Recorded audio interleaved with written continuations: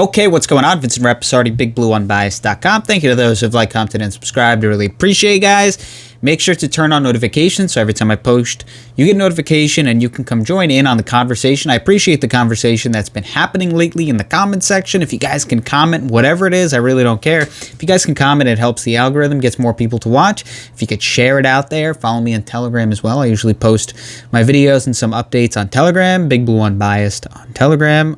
Also on Instagram at Big Blue Unbiased. So that's that. Let's talk about the New York Football Giants and their current draft situation. So obviously a big trade happened yesterday. Didn't do a video on that. I posted a video on Rashawn Slater, someone who I think the Giants should target in the first round if they keep their first round pick, and that's what I'll get to today. A guy who has played left tackle and right tackle at the collegiate level, but who many believe will probably kick inside because he's a little bit smaller, 6'3", shorter arms and stuff like that. So he'll probably be more effective inside playing guard, and that's kind of what the Giants need. They need a right guard. At the moment, unless Shane Lemieux or Zach Fulton, they believe that those are their guys. We'll see, though. We'll see. It'll be an interesting draft. And there are impact players outside of the first round as well. I think that needs to be understood. It's not just about the first round. There's many other rounds that can make an impact. We saw Darius Slayton in his rookie season, a fifth-round pick, becoming a very productive receiver in year one. So we'll talk more about what the Giants should do after the first round in many videos to come. But one guy who I like so far is Rashawn Slater.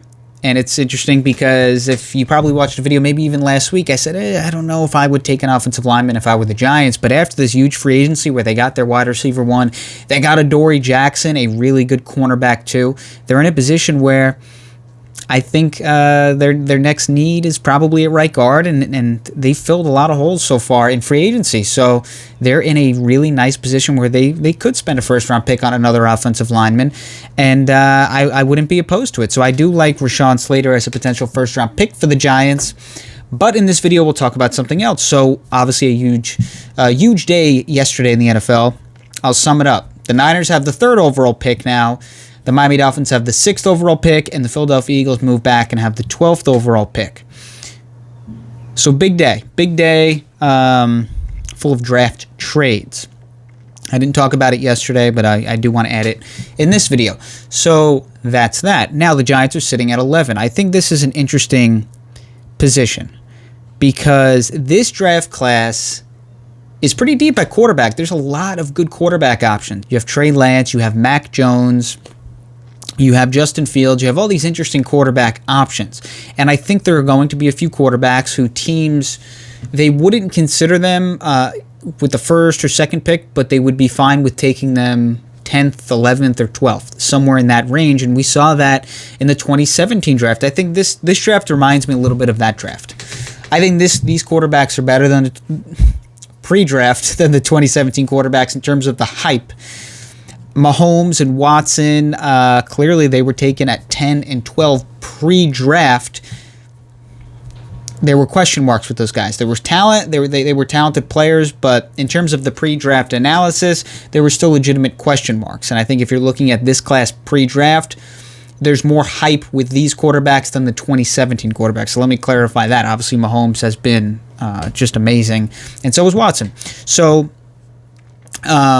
I think this draft is similar in the sense of we could see a couple of quarterbacks somewhere in the 10 to 15 range, and I think that really shapes up nice for the Giants with the 11th pick, where a team might say, you know what, I don't want to trade up to 1, 2, 3, 4 to draft a quarterback, but I don't mind trading up to the 11th pick where the Giants are sitting to take a quarterback. I don't have to give up as many assets. Now, I still think the Giants would get a nice return because if a team is trading up for a quarterback, that's potentially their franchise guy. I think they'd be willing to give up a little bit more than, let's say, if they were trading up for a defensive end.